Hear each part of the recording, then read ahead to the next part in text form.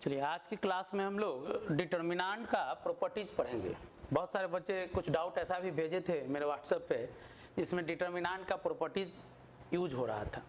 तो खैर प्रॉपर्टीज पढ़ने के बाद वैसा क्वेश्चन अब बन सकता है आपसे, लेकिन ध्यान दीजिएगा प्रॉपर्टीज जितना हम बताएं उतना पे पहले प्रैक्टिस करना है, और जैसे ही प्रॉपर्टीज खत्म होगा कुछ स्पेशल एग्जाम्पल देंगे डिटर्मिनेंट का, जिससे आपका सारा प्रॉपर्टीज क्लियर हो जाएगा और आप सीख जाएंगे कि प्रॉपर्टीज अप्लाई कौन सा कब करते हैं। ठीक है, तो ध्यान दीजिएगा। पहला प्रॉपर्टीज जो कि डेफिनेशन के समय भी हम बताए थे, value of determinant remains same on expansion along any row or column। यानी डिटर्मिनेंट का वैल्यू आप किसी भी रो या किसी भी कॉलम्स के लॉन्ग एक्सपैंड करके निकालिए, दोनों केस में वैल्यू सेम आएगा। सेकेंड प्रॉपर्टी है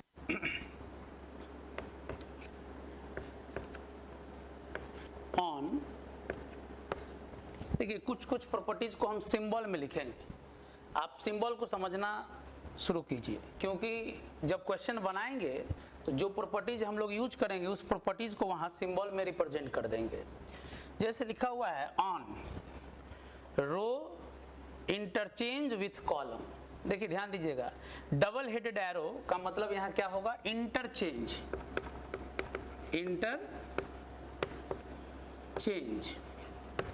आपको बताए थे मैट्रिक्स में ट्रांसपोज निकालना। ट्रांसपोज में क्या करते थे, रो को कॉलम में बदल देते थे। तो यहाँ वही चीज लिखा हुआ है कि on row interchange with column, यानी रो को किससे इंटरचेंज करना है, कॉलम से। Then on row is interchange with column, value of determinant remains same. Determinant का वैल्यू बदलता नहीं है। एग्जाम्पल इस पे देखिएगा,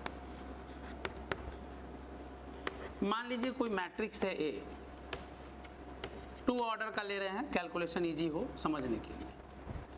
अब अगर हम कहें कि ए का डिटर्मिनेंट बताइए, यानी इस मैट्रिक्स का डिटर्मिनेंट बताना है, 4 - 12 - 8 बताए थे। दो कॉलम का मैट्रिक्स का डिटर्मिनेंट कैसे निकालते हैं, तो क्रॉस मल्टीप्लाई करके माइनस कर लेना।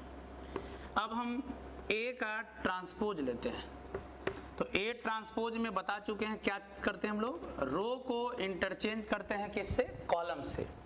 यानी फर्स्ट रो को किस में बदल देंगे, फर्स्ट कॉलम में, और सेकेंड रो को बदल देंगे सेकेंड कॉलम में। इस सिंबल का मतलब यही हुआ, रो को कॉलम से इंटरचेंज किया गया। तो मैट्रिक्स यहाँ मैट्रिक्स का ये क्या कहलाता है, ट्रांसपोज। अब जरा इसका डिटर्मिनेंट निकालते हैं, यानी कि रो को किस में बदल दिए हैं, कॉलम में। तो देख लीजिए वैल्यू सेम रहेगा, 2 × 2 = 4 - 12, अगेन वी गेट -8। तो हम लोग क्या देख रहे हैं कि ए का डिटर्मिनेंट जब निकाले तो -8 आया, रो को कॉलम से बदल दिए यानी ए का ट्रांसपोज निकाल दिए, उसका भी डिटर्मिनेंट क्या है, -8। तो हम लोग कह सकते हैं कि रो को कॉलम से अगर इंटरचेंज कर दिया जाए तो भी डिटर्मिनेंट का वैल्यू बदलता नहीं है। तो एक प्रॉपर्टी आप ऐसे भी याद रख सकते हैं कि ए का डिटर्मिनेंट निकालिए या ट्रांसपोज का डिटर्मिनेंट निकालिए, दोनों केस में वैल्यू सेम होगा। या रो को कॉलम से अगर बदल दिया जाए तो डिटर्मिनेंट का वैल्यू बदलता नहीं है, नोट कीजिए। अब हम लोग तीसरा प्रॉपर्टीज देखते हैं।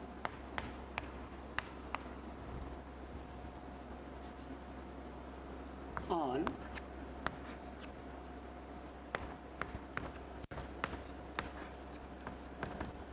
या CI,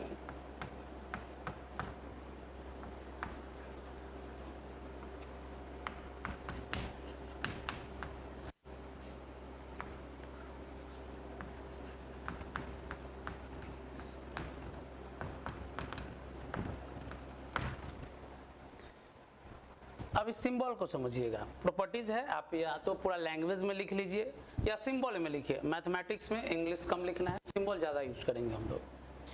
ऑन, देखिए क्या है, इस एरो को समझिएगा। अभी बताएं डबल हेडेड एरो का मतलब इंटरचेंज होगा, लेकिन यहाँ सिंगल हेडेड एरो है, यानी कि ये चेंज है।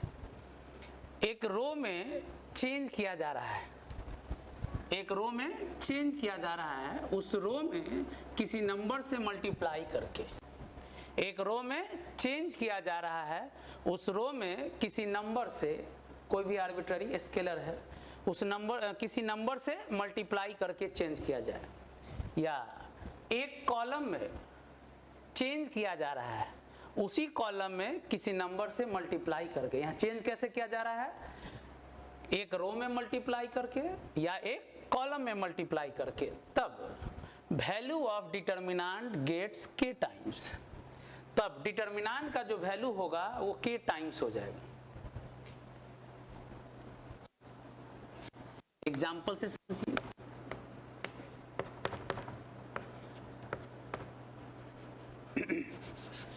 चलिए एक डायरेक्ट डिटर्मिनेंट लिखते हैं, 2 4 1 5। तो इस डिटर्मिनेंट का वैल्यू क्या होगा, तो 2 कॉलम इसलिए ले रहे हैं कि कैलकुलेशन इजी हो और जल्दी समझ जाइए। 10 - 4 यानी कि 6। अब इसी डिटर्मिनेंट में हम एक चेंज कर रहे हैं,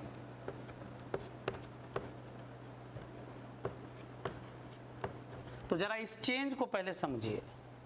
ये एक चीज ध्यान रखिएगा, अब क्यों चेंज करते हैं, तो इसका जवाब जब हम क्वेश्चन बनाते रहेंगे तब आपको पता चलेगा कि कौन सा प्रॉपर्टी कहाँ लगाते हैं और क्यों लगाते हैं। अभी बस प्रॉपर्टीज को समझना है कि क्या क्या डिटर्मिनेंट का प्रॉपर्टीज है। जैसे ही आप प्रॉपर्टीज समझ जाएंगे तब फिर हम आपको अप्लाई करना सिखाएंगे क्वेश्चन की मदद से। तो यहाँ डिटर्मिनेंट का प्रॉपर्टीज क्या है बताएं। तीसरा प्रॉपर्टीज में एक रो में चेंज किया जा रहा है किसी नंबर से मल्टीप्लाई करके, या एक कॉलम में चेंज किया जा रहा है किसी नंबर से मल्टीप्लाई करके, तब डिटर्मिनेंट का वैल्यू के टाइम्स हो जाएगा। तो डिटर्मिनेंट्स, यहाँ पे जो डिटर्मिनेंट है, 2 रो 2 कॉलम इसलिए रहे हैं कि कैलकुलेशन आसान हो। तो सिंपल डिटर्मिनेंट का वैल्यू निकाले, यहाँ 6 आया। लेकिन अब जरा इस सिंबल को समझिए। R1 यानी फर्स्ट रो, R1 में देखिए सिंगल एरो का मतलब चेंज किया जा रहा है। R1 में चेंज किया जा रहा है कैसे, तो R1 में 2 से मल्टीप्लाई करके, यानी आप एक रो में चेंज कर रहे हैं, उस रो में 2 से मल्टीप्लाई करके। तो चलिए देखते हैं क्या होगा वैल्यू। तो R1 ये है, R1 में सिर्फ 2 से मल्टीप्लाई करना है, तो हो जाएगा 4 8। यहाँ बताइए, ये तो जैसे है वैसे ही, क्योंकि चेंज किस में है, सिर्फ R1 में, तो R1 में 2 से मल्टीप्लाई हुआ, बाकी जैसे है लिख देना है। चलिए इस डिटर्मिनेंट को मान लेते हैं डेल्टा 1 और इस डिटर्मिनेंट को मानते हैं डेल्टा 2। चलिए अब इस डिटर्मिनेंट का वैल्यू निकालते हैं, तो ये हो जाएगा 20 - 8 12। तो जरा देखिए कि जो डेल्टा 1 है और डेल्टा 2 है, तो जैसे ही एक रो में 2 से मल्टीप्लाई किए हैं, डिटर्मिनेंट का वैल्यू डबल हो गया। अगर आप 3 से मल्टीप्लाई करते हैं तो ट्रिपल हो जाता है। यानी कि डिटर्मिनेंट के किसी एक रो में या एक कॉलम में अगर चेंज किया जाए तो उसका वैल्यू उतना ही टाइम्स हो जाएगा, मल्टीप्लाई करके अगर चेंज किया जाए तो।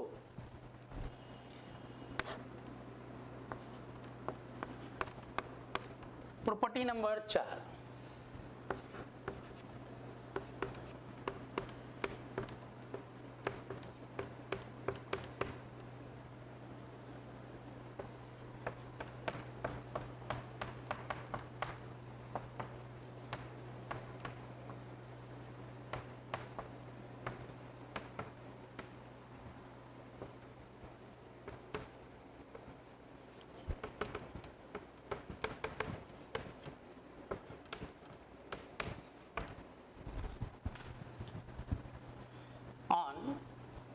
अब यहाँ देखिए फिर से डबल एरो आ गया, यानी इंटरचेंज, यानी एक रो को इंटरचेंज किया जा रहा है किसी दूसरे रो से।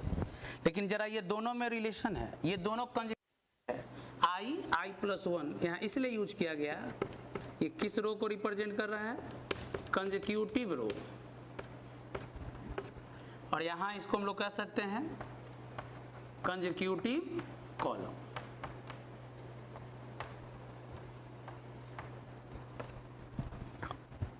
अगर दो रो कंसेक्यूटिव है और उसको इंटरचेंज किया जाए या दो कंसेक्यूटिव कॉलम को इंटरचेंज किया जाए तब डिटर्मिनेंट का वैल्यू चेंज होगा सिर्फ किसमें, साइन में चेंज होगा।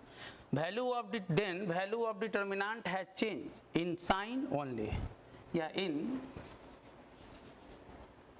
Change in sign only. ध्यान दीजिएगा कि जैसे ही दो कंसेक्यूटिव रो को इंटरचेंज किया जाए या दो कंसेक्यूटिव कॉलम को इंटरचेंज किया जाए डिटर्मिनेंट का वैल्यू में चेंज होगा, लेकिन सिर्फ किसमें चेंज होगा, साइन में चेंज होगा। देखिएगा इसको समझिए एग्जांपल से।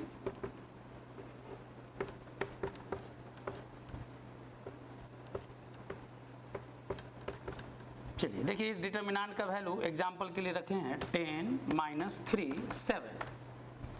अब एक चेंज करते हैं, R1 इंटरचेंज विथ R2, यानी R1 को इंटरचेंज किया जा रहा है किससे, R2 से, यानी R1 चला जाएगा R2 की जगह और R2 चलाएगा R1 की जगह। यही काम कॉलम में भी हो सकता है। तो जरा चेंज कीजिए, यानी फर्स्ट रो सेकेंड रो के पोजीशन पे जाएगा और सेकेंड रो फर्स्ट रो के पोजीशन पे जाएगा, यानी 2 1 चलाएगा R2 की जगह और 3 5 चला जाएगा R1 की जगह। क्या हुआ, R1 चलाया R2 की जगह पे, R2 चला गया R1 की जगह। यानी कि दो कंसेक्यूटिव रो को अगर इंटरचेंज किया जाए तो देखिए क्या फर्क होता है, 3 - 10 - 7। तो देखिए वैल्यू एब्सोल्यूट वैल्यू सेम है, लेकिन साइन क्या हो गया, चेंज हो गया। यानी कि अगर कंसेक्यूटिव रो को इंटरचेंज कर दो या कंसेक्यूटिव कॉलम को इंटरचेंज कर दें तब उस केस में डिटर्मिनेंट का एब्सोल्यूट वैल्यू में कोई चेंज नहीं होगा, सिर्फ साइन में चेंज होगा। नोट कर लीजिए इसको।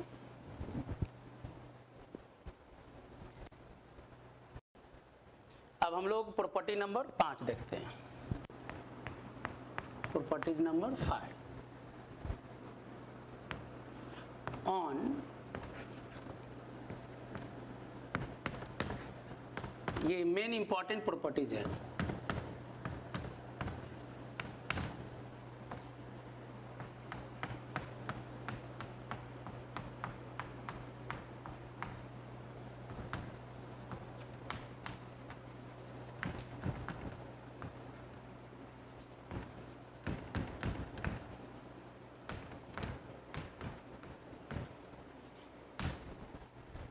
प्रॉपर्टी नंबर 5 मेन प्रॉपर्टी है, मैक्सिमम क्वेश्चन इसी प्रॉपर्टी से बनेगा।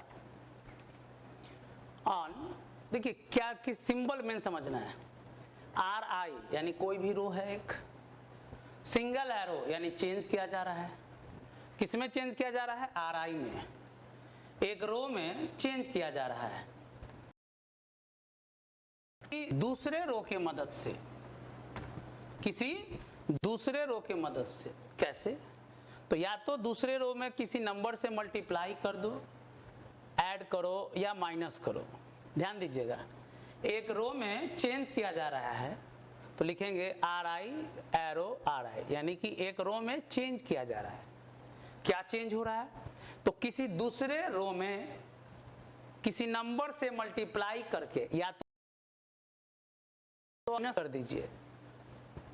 फिर वही उसी तरह से कॉलम में, एक कॉलम में चेंज किया जा रहा है, किसी दूसरे कॉलम में k से मल्टीप्लाई करके उसको ऐड कर दो या माइनस कर दो। Then value of determinant has no change, determinant के वैल्यू में कोई चेंज नहीं आएगा। ध्यान दीजिएगा, यानी एक रो में किसी दूसरे रो के मदद से अगर चेंज कर दिया जाए प्लस या माइनस करके, इवन आफ्टर मल्टीप्लिकेशन, एक कॉलम में किसी दूसरे कॉलम के मदद से चेंज कर दिया जाए प्लस करके या माइनस करके, even after multiplication, value of determinant has no change, तब भी डिटर्मिनेंट का वैल्यू बदलता नहीं है। अब इस चीज को हम लोग समझेंगे। एग्जाम्पल मेन प्रॉपर्टी है, ध्यान दीजिएगा। चलिए पहले 2 रो 2 कॉलम से सिखाते, फिर 3 रो पे भी इसको बताएंगे।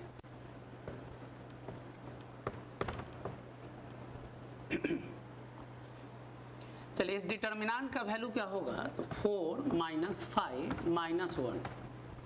लेकिन हम एक प्रॉपर्टी लगा रहे हैं, ध्यान देना।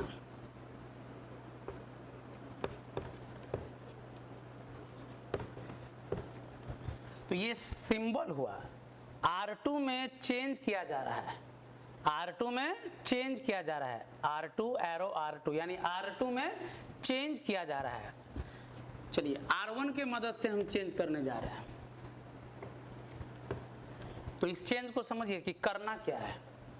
R2 में चेंज कर रहे हैं, किसके मदद से, R1 के मदद से। कैसे चेंज कर रहे हैं, तो R1 में 2 से मल्टीप्लाई करके माइनस करने जा रहे हैं।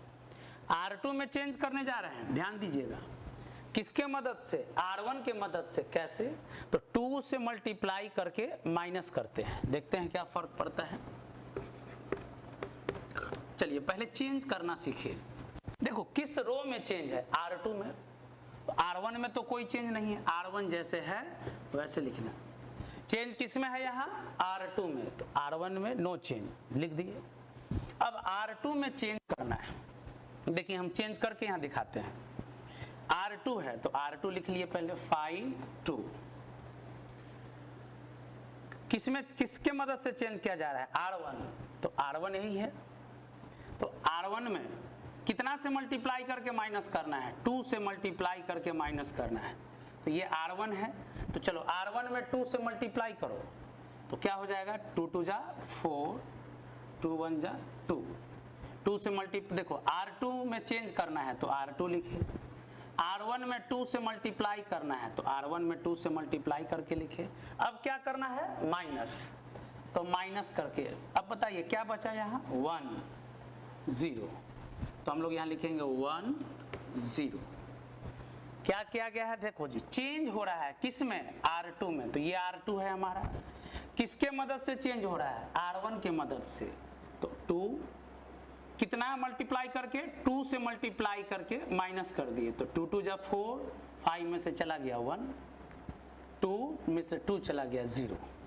या हम सिंपल यहाँ बताएं आपको, R2 में चेंज करना है तो पहले क्या है यहाँ लिखा हुआ, R2, तो R2 लिख लिए। फिर क्या लिखा हुआ है, R1 में 2 से मल्टीप्लाई करना है तो R1 में 2 से मल्टीप्लाई करके फिर क्या करना है, माइनस, तो माइनस करके जो आया किसमें चेंज हो रहा है, R2 में, तो R2 के जगह पे लिख दिए। अब इसका वैल्यू निकाल लीजिए, तो 0 -1, अगेन वी गेट -1। तो देखिए चेंज करने के बाद भी डिटर्मिनेंट का वैल्यू बदलता नहीं है। यानी एक रो में किसी दूसरे रो के मदद से अगर चेंज किया जाए प्लस माइनस करके, बोले हम इवन आफ्टर मल्टीप्लिकेशन, मल्टीप्लाई करके भी अगर जोड़ घटाव कर दिया जाए फिर भी उसका वैल्यू बदलता नहीं है। एक बार और देखिए,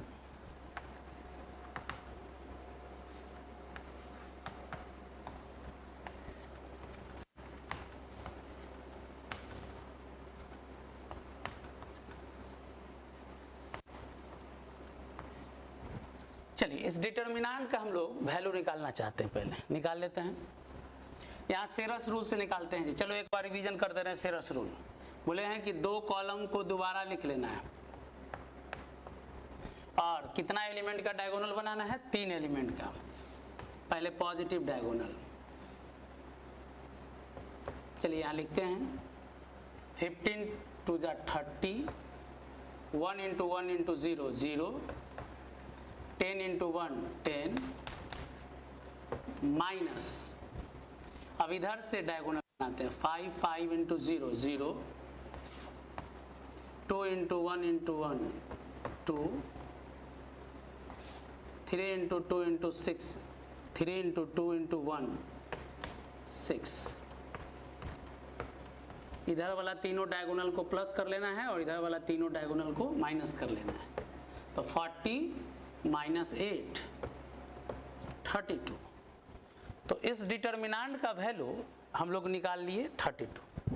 अब जरा इसी डिटर्मिनेंट में हम एक चेंज करते हैं पहले। चलो इसको पहला डिटर्मिनेंट को डेल्टा 1 मान लिया। ऐसे ही चेंज करने के लिए हम बोल दिए हैं। चलिए R1 में चेंज करना है R2 जोड़कर। देखिए चेंज को समझा रहे हैं, क्यों कर रहे हैं अभी इसका जवाब हम नहीं दिए, इसका जवाब आपको क्वेश्चन सॉल्व करते समय मिलेगा थोड़ी देर बाद।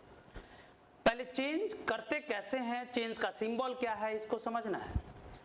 R1 में चेंज हो रहा है, क्या चेंज हो रहा है, R2 को ऐड किया जा रहा है। तो हम बोले हैं कि एक रो में किसी दूसरे रो को लाकर प्लस कर सकते हो, माइनस कर सकते हो, डिटर्मिनेंट के वैल्यू में कोई चेंज नहीं होगा।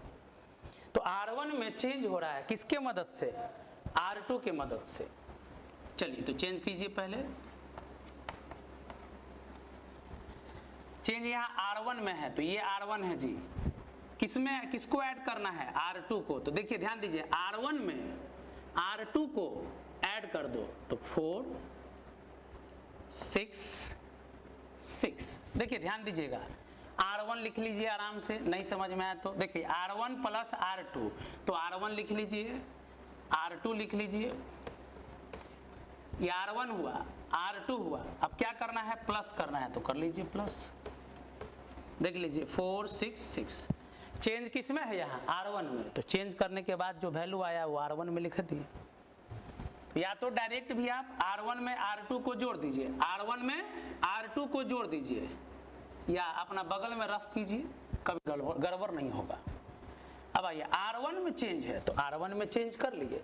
अब R2 जैसे है वैसे रख लेना है, R2 जैसे है वैसे लिख लिए, चेंज करना सीख गए होंगे। चलिए अब इसका वैल्यू आप सेरस रूल से भी निकाल सकते हैं, एक्सपैंड करके भी निकाल सकते हैं। तो चलिए एक बार फिर से हम एक्सपैंड करना सिखाते हैं। इसको हम एक्सपैंड कर रहे हैं किसके अलोंग, एक्सपैंडिंग अलोंग R1, किसी के अलोंग या C1 के अलोंग। चलो एक्सपैंड करते हैं। क्यों C1 के अलोंग एक्सपैंड कर रहे हैं जी, बताए थे पिछले क्लास में कि जिसमें जीरो ज्यादा हो या जीरो आता हो उसी रो या उसी कॉलम के अलोंग डिटर्मिनेंट का वैल्यू एक्सपैंड करके निकालते हैं, इजी पड़ता है। चलिए R1 ये C1 के अलोंग एक्सपैंड करते हैं। तो element into cofactor plus element into cofactor plus element into cofactor, याद होगा, element into cofactor, element into cofactor, element into cofactor. Sign पहला का बताए थे कि प्लस माइनस प्लस। चलिए 4 का अब यहाँ माइनर लिखते हैं छुपाकर, 5 1 1 3। 2 का लिखना है तो 6 6 1 3। अब 0 का लिखना है तो 6 6 5 1। ये आना चाहिए सबको, रो और कॉलम को छुपा लेना।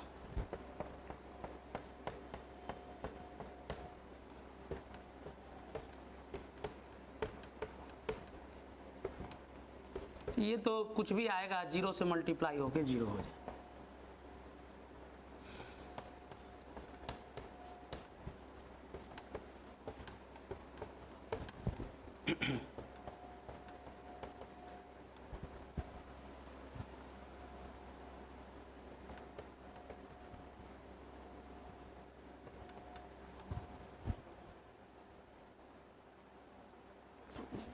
डिटर्मिनेंट का वैल्यू हम लोग चेक कर लेते हैं यहाँ, 15 माइनस 1 56 होगा यहाँ, प्लस 56 प्लस 56 माइनस 24, यहाँ आ गया ये भी 32।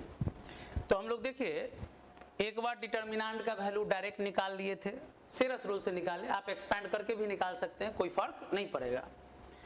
अब हम एक प्रॉपर्टी लगा दिए, प्रॉपर्टी नंबर 5, जो समझा रहे हैं आपको। क्या समझाएं कि एक रो में किसी दूसरे रो को आप ऐड कर सकते हैं, माइनस कर सकते हैं, even after multiplication bye a number, किसी भी नंबर से मल्टीप्लाई करके भी ऐड कर सकते हो, कोई फर्क नहीं पड़ेगा।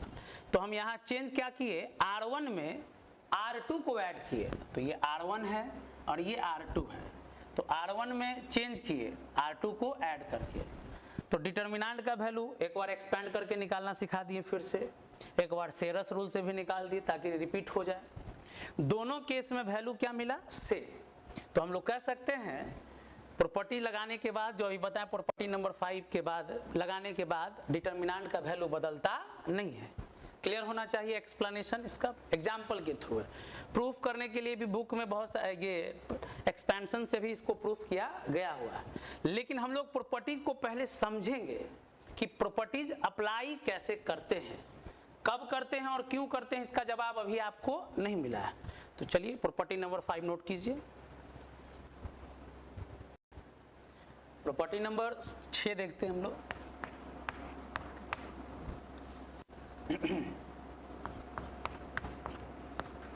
If R1 Ri identical with Rj या Ci equal to Cj, then value of determinant equal to 0। अगर डिटर्मिनेंट में दो रो इक्वल हो, आइडेंटिकल हो, या दो कॉलम इक्वल हो, आइडेंटिकल हो, तब उस डिटर्मिनेंट का वैल्यू 0 होगा।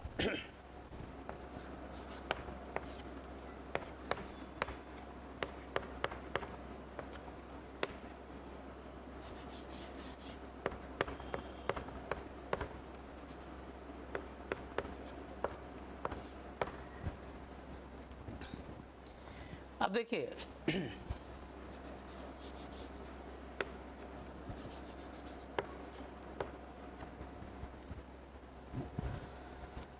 अगर डिटर्मिनेंट देखा जाए, देखिए यहाँ पे दो रो, हम प्रॉपर्टीज क्या लिखे हैं कि दो रो इक्वल हो या दो कॉलम इक्वल हो तो डिटर्मिनेंट का वैल्यू सेम होता है।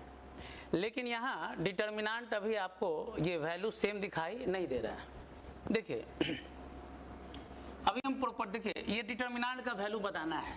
मान लीजिए अगर आप प्रॉपर्टीज नहीं जानते हैं, एक्सपैंड कर दीजिए तो आंसर तो आ जाएगा, तय है। लेकिन अगर आप प्रॉपर्टीज थोड़ा बहुत दिमाग में ले आए और अप्लाई करते हैं, जल्दी इसका आप आंसर बता दीजिएगा।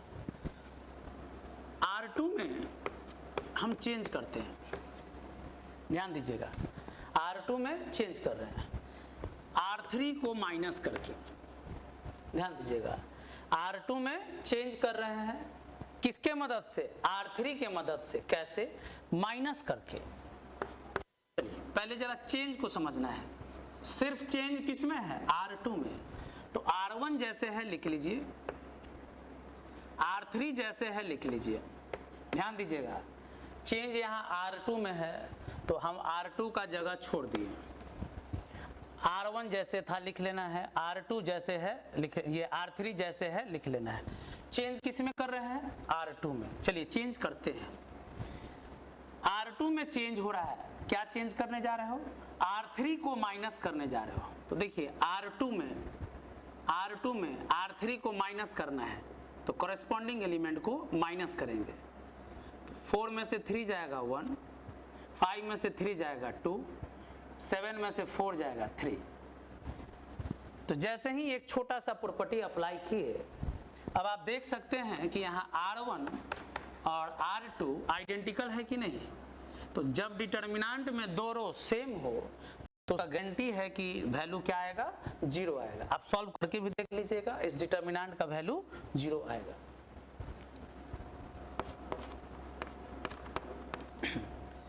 Property number 7,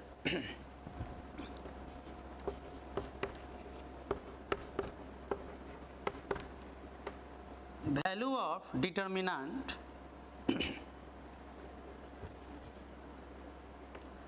of product of matrix, product of square matrices is equal to product of determinant of matrices। ध्यान दीजिएगा इस प्रॉपर्टी पे, value of determinant of product of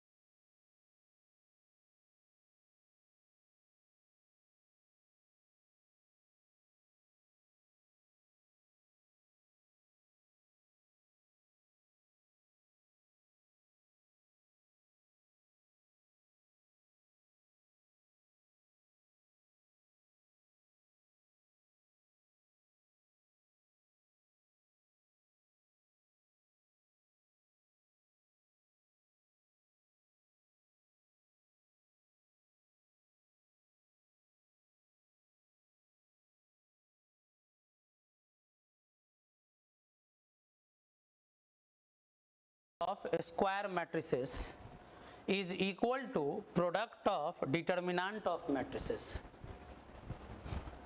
That is, ध्यान दीजिएगा, A into B into C. Suppose a square matrix है, पहले भी बताएं पहला लेक्चर में कि डिटर्मिनेंट हमेशा स्क्वायर मैट्रिक्स का निकालेंगे. ए बी सी, चलिए मान लेते हैं स्क्वायर मैट्रिक्स है. अब कहा कि ए इंटू बी इंटू सी का प्रोडक्ट का, ए इंटू बी इंटू सी प्रोडक्ट का डिटर्मिनेंट बताइए क्या होगा. तो अगर आप मेहनती हैं तो पहले प्रोडक्ट कीजिए, उसके बाद डिटर्मिनेंट निकालिए, या प्रॉपर्टी जानते हैं. देखिए डिटर्मिनेंट निकालना आसान है, मैट्रिक्स का प्रोडक्ट थोड़ा मुश्किल होता है. a इंटू बी इंटू सी का डिटर्मिनेंट चाहिए, तो हम क्या लिखे हैं, देखिए value of determinant of product of square matrices. Square matrix का प्रोडक्ट का डिटर्मिनेंट इक्वल है, किसके इक्वल है, product of determinant of matrices.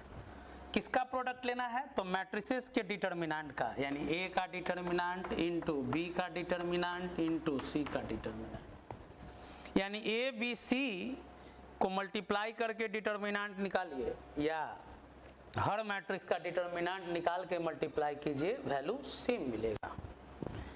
इसी प्रॉपर्टीज को थोड़ा सा हम लोग और आगे भी ले जा सकते हैं. ऐसे a to the power n का अगर डिटर्मिनेंट निकालना हो, ध्यान दीजिएगा, a to the power n का डिटर्मिनेंट निकालना हो, तो इसी प्रॉपर्टीज के मदद से इसको भी हम लोग समझ सकते हैं कि इसको लिख सकते हैं हम लोग क्या, डिटर्मिनेंट ऑफ a पे पावर n. देखिए कैसे, अभी a b c है, तो अगर हम a b और c तीनों को इक्वल मान लें, a तो यहाँ भी लिखेंगे a. तो बताइए डिटर्मिनेंट ऑफ a क्यूब हो जाएगा, a, तो यहाँ हो जाएगा डिटर्मिनेंट a, यानी डिटर्मिनेंट का क्यूब. तो वैसे ही अगर जैसे 3 पे समझ रहे हैं तो n पर भी हो सकता है, यानी कि मैट्रिक्स का पहले पावर निकालो फिर डिटर्मिनेंट, या पहले डिटर्मिनेंट निकालो फिर उतना ही पावर निकालो, दोनों केस में वैल्यू सेम मिलता है. ध्यान दीजिएगा, मैट्रिक्स का पहले पावर निकालो फिर उसका डिटर्मिनेंट निकालो, या पहले डिटर्मिनेंट निकालो फिर उसका पावर निकालो, दोनों केस में वैल्यू सेम मिले. इस प्रॉपर्टी को याद रखना है, ऑब्जेक्टिव क्वेश्चन इस पर हम लोग बनाएंगे, नोट कीजिए. चलिए प्रॉपर्टीज नंबर 8.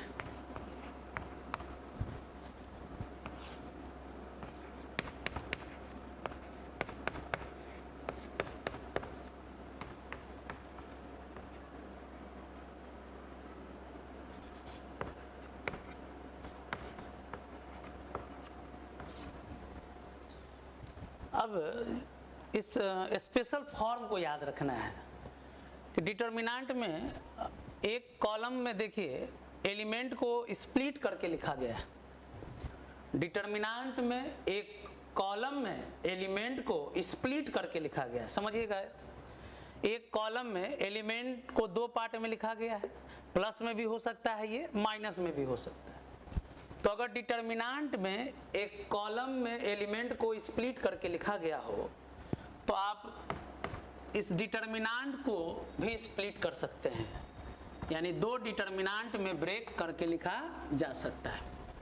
यानी एक डिटर्मिनेंट को 2 डिटर्मिनेंट के सम में लिख सकते हैं, लेकिन कब, जब एक रो या एक कॉलम में. तो अभी हम कॉलम वाला लिखे हैं कि अगर एलिमेंट को स्प्लिट करके लिखा गया हो तो इस डिटर्मिनेंट को भी स्प्लिट किया जा सकता है.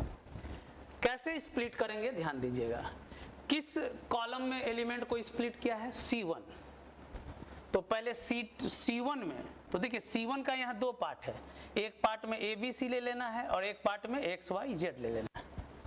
एक पार्ट में क्या ले लिए, ABC, और एक पार्ट में क्या ले लेना है, XYZ. स्प्लिट करना सिखा रहे हैं. ABC लिख दिए और अगला पार्ट में XYZ आ गया. पहला कॉलम दोनों डिटर्मिनेंट में लिख लिए, बाकी जो 2 कॉलम में है जैसे इस डिटर्मिनेंट में लिखा गया है वैसे ही दोनों डिटर्मिनेंट में रहेगा. P, Q, R, L, M, N. फिर वैसे यहाँ भी P Q R L M N, यानी C2 और C3 में कोई फर्क ही नहीं पड़ा। यानी जिस कॉलम का एलिमेंट स्प्लिट किया हुआ हो उसी कॉलम के लॉन्ग डिटर्मिनेंट को भी स्प्लिट कर सकते हैं, दो पार्ट में बांट सकते हैं। अगर यही चीज रो में भी हो तो ऐसे ही रो में भी स्प्लिट कर सकते हैं, बताते हैं। Suppose A + X, B + Y, C + Z, P Q R L M N। अब हम चाहते हैं, अब देखिए R1 में पहला रो में एलिमेंट को स्प्लिट करके लिखा गया है, तो हम यहाँ डिटर्मिनेंट को स्प्लिट कर सकते हैं इस तरह से। पहला रो में जो एलिमेंट को स्प्लिट करके लिखा गया उसका first part A B C, A B C पहला डिटर्मिनेंट में लिख लेंगे, और सेकेंड पार्ट को लिखेंगे दूसरा डिटर्मिनेंट में X Y Z, second part को दूसरा डिटर्मिनेंट में लिख लिए। और बताएं कि बाकी जैसे रो है वैसे लिख लीजिए P Q R L M N, P Q R L M N। तो आप समझ गए होंगे कि अगर कॉलम में एलिमेंट स्प्लिट किया हुआ है तो डिटर्मिनेंट को जरूरत पड़ने पर स्प्लिट कर सकते हैं। रो में भी अगर एलिमेंट स्प्लिट करके लिखा गया है तो डिटर्मिनेंट को स्प्लिट कर सकते हैं। आप चेक कर सकते हैं वैल्यू दोनों केस में सेम होगा। प्रॉपर्टी नंबर 9,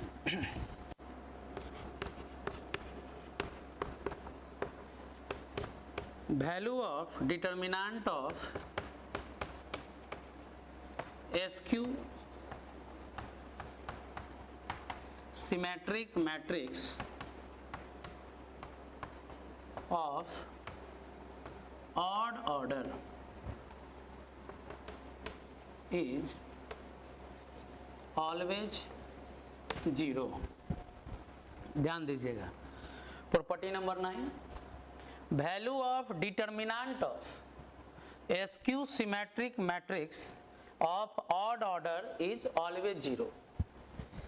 एक चीज बता दें, मैट्रिक्स का हम कुछ बेसिक पार्ट यूट्यूब जो चैनल है जीत मैथमेटिक्स, उस पे मैट्रिक्स का शुरू का बेसिक पार्ट हम इसलिए पढ़ा दिए थे कि हर जगह मैथमेटिक्स में कहीं कहीं यूज होते रहता है। तो वहाँ यहाँ देखिए क्या डिटर्मिनेंट में यूज हो रहा है, सिमेट्रिक मैट्रिक्स। तो जरूर जो लेक्चर दिया हुआ है उस चैनल पे रिपीट जरूर कर लीजिएगा।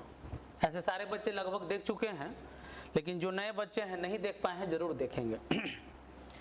Value of determinant of SQ symmetric matrix of odd order is always 0। Odd order का मतलब यहाँ हो गया 3 × 3, 5 × 5, 1 × 1, ये इस तरह से। तो हम लोग डिटर्मिनेंट अभी जो आप पढ़िएगा वो 3 × 3 ही रहेगा, 5 × 5 पे नहीं जाएगा। यानी 3 × 3 ऑर्डर का हम लोग एक मैट्रिक्स कंसीडर करते हैं।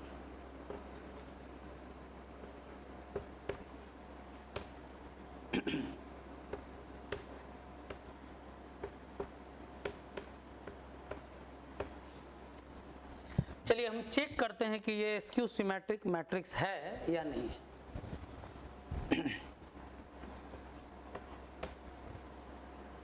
तो SQ सिमेट्रिक मैट्रिक्स निकालने का तरीका बताए थे कि पहले क्या करना है, मैट्रिक्स का ट्रांसपोज निकालना है। ध्यान दीजिएगा, किसी भी मैट्रिक्स को सिमेट्रिक या SQ सिमेट्रिक देखना हो तो मैट्रिक्स का क्या निकालेंगे, ट्रांसपोज। और ट्रांसपोज में हम आपको एक चीज क्या सिखाएं, रो को कॉलम में बदल देते हैं। तो चलिए पहला रो को किस में बदल दे रहे हैं, पहला कॉलम में। पहला रो को पहला कॉलम में, दूसरा रो को दूसरा कॉलम में, और तीसरा रो को तीसरा कॉलम। क्या बताएं, ट्रांसपोज लिखना है कैसे, समझ रहे हो, रो को कॉलम में, सेकेंड रो को सेकेंड कॉलम में, थर्ड रो को थर्ड कॉलम। अब ये मैट्रिक्स है, इसमें से हम माइनस कॉमन लेते हैं। तो अगर माइनस कॉमन ले ले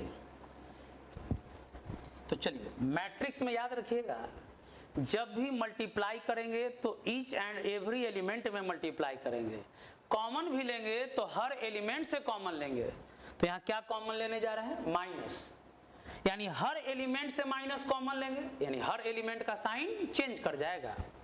तो माइनस जब कॉमन लेते हैं तो हर एलिमेंट का साइन चेंज कर जाएगा।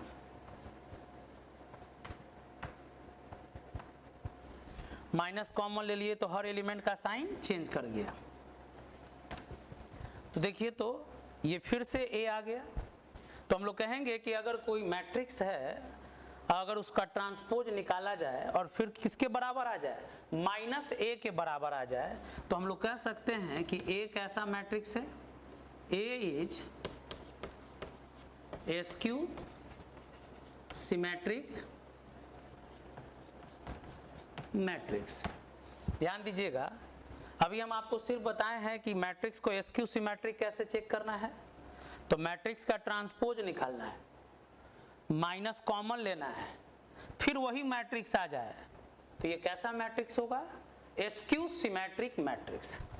और हम एक लाइन लिखे हैं कि एसक्यू सिमेट्रिक मैट्रिक्स अगर ऑड ऑर्डर का होगा तो उसका डिटर्मिनेंट हमेशा 0 होगा। तो हम अभी प्रूफ भी करेंगे कि इस एसक्यू सिमेट्रिक मैट्रिक्स का डिटर्मिनेंट 0 होगा। नोट कीजिए, उसके बाद बताते हैं। चलिए अब हम लोग प्रूफ करते हैं। एसक्यू सिमेट्रिक मैट्रिक्स जो लिए थे अभी, उसका डिटर्मिनेंट 0 है।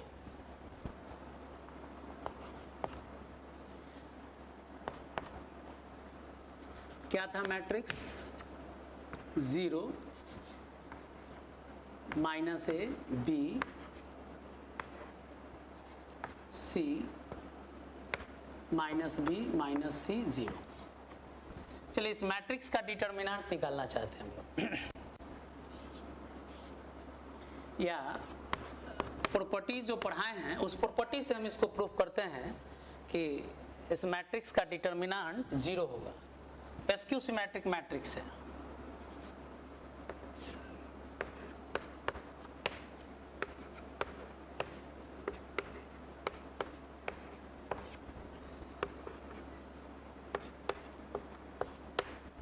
आपको बताए हैं पहला प्रॉपर्टी, ये सेकेंड प्रॉपर्टी कि रो को अगर कॉलम से इंटरचेंज कर दिया जाए डिटर्मिनेंट का वैल्यू चेंज नहीं करता है। अगर रो को कॉलम से इंटरचेंज कर दिया जाए डिटर्मिनेंट का वैल्यू चेंज नहीं करता है। चेंज कीजिए, 0 minus A B A 0 C minus B minus C 0। याद होना चाहिए कि डिटर्मिनेंट रो को कॉलम से अगर बदल दे, पहला रो को पहला कॉलम बना दे, दूसरा रो को दूसरा कॉलम, तीसरा रो को तीसरा कॉलम, डिटर्मिनेंट का वैल्यू बदलता नहीं है। अब डिटर्मिनेंट में एक प्रॉपर्टी पढ़ाए हैं, मैट्रिक्स में जब मल्टीप्लाई या डिवाइड करेंगे या कॉमन लेंगे तो हर एलिमेंट में, लेकिन अगर डिटर्मिनेंट से कॉमन लेना हो या मल्टीप्लाई करना हो तो कोई एक रो या एक कॉलम को चुनना होगा। तो ध्यान दीजिएगा, ये जो डिटर्मिनेंट है इसमें से हम पहला रो से माइनस कॉमन लेते हैं, फिर एक माइनस दूसरा रो से लेंगे, फिर एक माइनस तीसरा रो से लेंगे। ध्यान दीजिएगा, प्रॉपर्टी पढ़ाए हैं कि डिटर्मिनेंट में एक रो या एक कॉलम में मल्टीप्लाई करते हैं तो k टाइम्स हो जाता है, इसलिए कॉमन भी लेंगे तो एक रो या एक कॉलम से। तो हम लोग यहाँ लिख सकते हैं कि taking -1 common from R1 R2 and R3, यानी पहला माइनस R1 से कॉमन लिए, दूसरा माइनस R2 से कॉमन लिए, तीसरा माइनस R3 से कॉमन लिए। तो जब माइनस कॉमन लेंगे तो साइन चेंज हो जाएगा।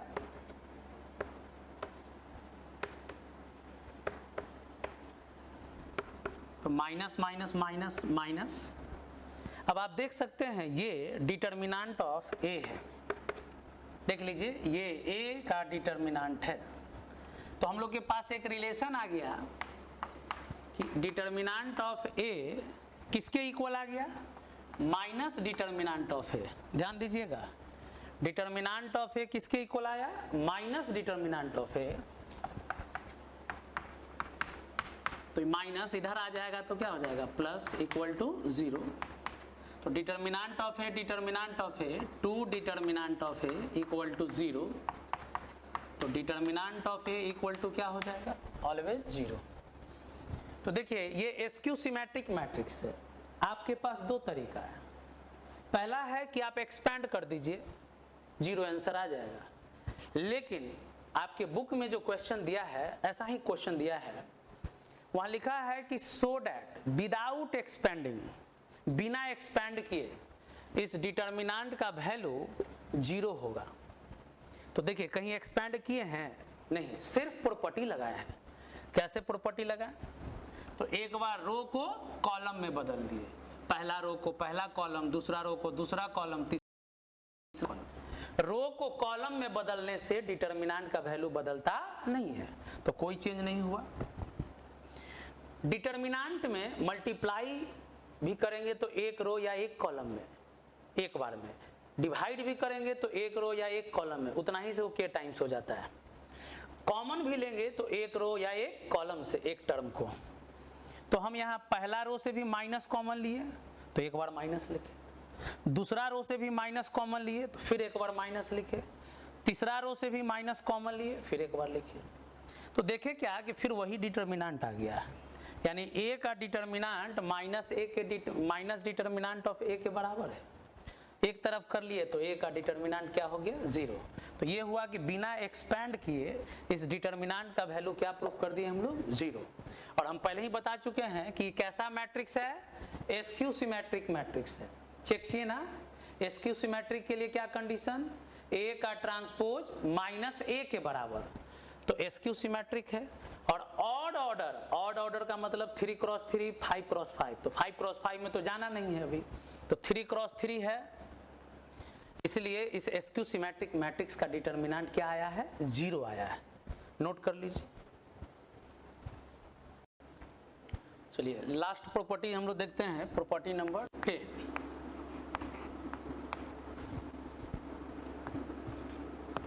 Determinant of k into a equal to k to the power n determinant of a where order of a equal to n cross n। ध्यान दीजिएगा, अगर एक मैट्रिक्स में किसी स्केलर से मल्टीप्लाई किया गया हो और उसका डिटर्मिनेंट निकालना हो तो क्या प्रॉपर्टी हम दे रहे हैं, k to the power n determinant of a, यानी कि डिटर्मिनेंट से अगर बाहर आता है, यहाँ ध्यान दीजिएगा ये मैट्रिक्स में मल्टीप्लाई है, तो अगर मैट्रिक्स में मल्टीप्लाई है किसी नंबर से और उसको डिटर्मिनेंट से बाहर लाते हैं तो उस नंबर पे पावर n हो जाएगा। यानी मैट्रिक्स में जो नंबर मल्टीप्लाई में है अगर डिटर्मिनेंट से बाहर लाते हैं तो पावर उस पर आएगा n, और यहाँ n क्या है, तो n मैट्रिक्स में नंबर ऑफ रोज या नंबर ऑफ कॉलम है। यहाँ a स्क्वायर मैट्रिक्स है तो नंबर ऑफ रोज और नंबर ऑफ कॉलम तो सेम होगा, यानी हम लोग यहाँ लिख सकते हैं कि यहाँ n क्या है, नंबर ऑफ रोज या कॉलम्स। तो याद रखिएगा कि अगर मैट्रिक्स में कोई नंबर मल्टीप्लाई है k से और उस को डिटर्मिनेंट से बाहर लाते हैं तो k पे पावर n हो जाता है। इस पे एक क्वेश्चन दिया हुआ है बुक में, ध्यान दीजिएगा।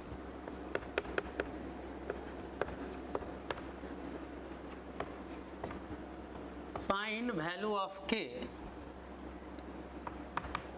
if determinant of ka equal to 4 times determinant of a where order of a equal to 2 cross 2। देखिए किसका वैल्यू पूछ रहा है, k का, और यहाँ एक रिलेशन है ka का डिटर्मिनेंट किसके बराबर है, 4 times डिटर्मिनेंट ऑफ a। तो कहता है कि k का वैल्यू क्या होगा, यहाँ a का ऑर्डर है 2 cross 2, ध्यान दीजिएगा। ka का determinant 4 times determinant of a है। तो हम अभी आपको प्रॉपर्टी पढ़ाए हैं कि अगर कोई नंबर मैट्रिक्स में मल्टीप्लाई में है और अगर उस नंबर को हम डिटर्मिनेंट से बाहर लाते हैं तो उस पर पावर क्या देना है, n। क्या दिए यहाँ n। अब k to the power n है, ध्यान दीजिएगा k to the power n, और n क्या है तो नंबर ऑफ रो या कॉलम। तो यहाँ मैट्रिक्स का ऑर्डर 2 क्रॉस 2 है, यानी n का वैल्यू 2 है। डिटर्मिनेंट ऑफ a कैंसिल हो जाएगा, वैल्यू क्या आ जाएगा 4। तो k स्क्वायर इक्वल टू 4, तो k इक्वल टू क्या लिख सकते हैं प्लस माइनस 2, यानी यहाँ k का वैल्यू प्लस माइनस 2 होगा। एक और एग्जांपल देखिए, इफ a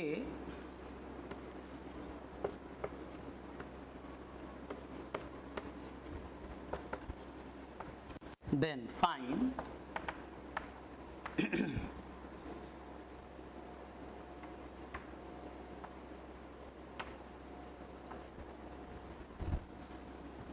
अगर A एक मैट्रिक्स दिया हुआ है और आपसे क्या पूछ रहा है कि फाइंड कीजिए 2 into A to the power 5 का डिटर्मिनेंट। तो देखिए इसको कैसे वर्क करेंगे इस पे, तो बताइए। यहाँ मैट्रिक्स A दिया हुआ है तो A का डिटर्मिनेंट निकाल सकते हो, मैट्रिक्स का साइन हटाकर डिटर्मिनेंट का साइन दे दिए, क्रॉस मल्टीप्लाई करके माइनस कर दिए तो 1 आ गया। अब आपसे वैल्यू किसका पूछ रहा है, 2 times A to the power 5 का डिटर्मिनेंट। तो यहाँ दो प्रॉपर्टीज लगेगा। पहला है कि मैट्रिक्स में कोई नंबर मल्टीप्लाई में, तो मैट्रिक्स को ये नंबर को डिटर्मिनेंट से बाहर करते हैं तो 2 पे पावर n हो जाएगा। नंबर मैट्रिक्स में मल्टीप्लाई में है तो हम नंबर को डिटर्मिनेंट से जब बाहर करेंगे तो पावर n लेंगे, और डिटर्मिनेंट किसका बच गया a टू द पावर 5 का। अब यहाँ n क्या है तो n नंबर ऑफ रोज या नंबर ऑफ कॉलम है। यहाँ मैट्रिक्स में 2 रोज या 2 कॉलम, तो कह सकते हैं यहाँ n का वैल्यू 2 है। अब हम एक प्रॉपर्टीज आपको पढ़ाएं, प्रॉपर्टीज में बताए हैं a to the power n का डिटर्मिनेंट है तो डिटर्मिनेंट पे पावर n कर लेना, यानी कि पावर का डिटर्मिनेंट निकालो या डिटर्मिनेंट का पावर निकालो, रिजल्ट सेम मिलता है। तो यहाँ a पे पावर 5 का डिटर्मिनेंट है तो डिटर्मिनेंट ऑफ a पे पावर 5 लिख सकते हैं, 4 हो गया। अब a का डिटर्मिनेंट 1 है, पावर 5 है, यानी फाइनल आंसर क्या होगा 4। तो देखिए प्रॉपर्टीज जब पढ़ लीजिएगा तो अप्लाई करना सीख जाइएगा, जैसे जैसे क्वेश्चन आगे बढ़ेगा। तो आपको बता दें हम कि आज के क्लास में सिर्फ हम लोग डिटर्मिनेंट का प्रॉपर्टीज डिस्कस किए हैं और आपको समझाए हैं कि प्रॉपर्टीज किस तरह का डिटर्मिनेंट में होता है। तो आपको कोई क्वेश्चन होमवर्क में नहीं दे रहे हैं, आपको कोई क्वेश्चन अभी बनाने का जरूरत नहीं है आज के क्लास से। हाँ, इसके पहले वाले क्लास से आप क्वेश्चन कुछ बनाए हैं, लेकिन आज का जो क्लास है सिर्फ दिमाग में प्रॉपर्टीज डालने के लिए है डिटर्मिनेंट का। तो आप इस वीडियो को एक बार में नहीं क्लियर हो, 2 बार 3 बार जितना हो सके देखिए, ताकि ये 10 जो प्रॉपर्टीज बताए हैं डिटर्मिनेंट का एकदम दिमाग में सेट हो जाए। अगले लेक्चर में हम आपको बताएंगे कि ये प्रॉपर्टीज डिटर्मिनेंट में कैसे अप्लाई करते हैं, कब अप्लाई करेंगे, क्यों अप्लाई करेंगे, इसका जवाब आपको अगले क्लास में मिलेगा। एक चीज़ और बता दें, 11th का जो बैच है ऑनलाइन स्टडी का ट्यूसडे से स्टार्ट होने वाला है। तो अगर आपके संपर्क में 11th के अगर कुछ बच्चे हैं तो उनको भी बता दीजिए कि फ्रॉम फर्स्ट क्लास ज्वाइन कर लें। जैसे जो प्रोसेस आप लोगों का है 12 का, वही प्रोसेस 11th के बच्चों के लिए भी है। तो आज का क्लास डिटर्मिनेंट का प्रॉपर्टीज के लिए था। आप एकदम इसको कोशिश कीजिए कि पूरी तरह से याद कर लें, प्रॉपर्टीज को समझ लें। अगले क्लास में जब क्वेश्चन बताएंगे ये सारा प्रॉपर्टीज आप अप्लाई करना सीख जाइएगा। बाकी अगले क्लास में।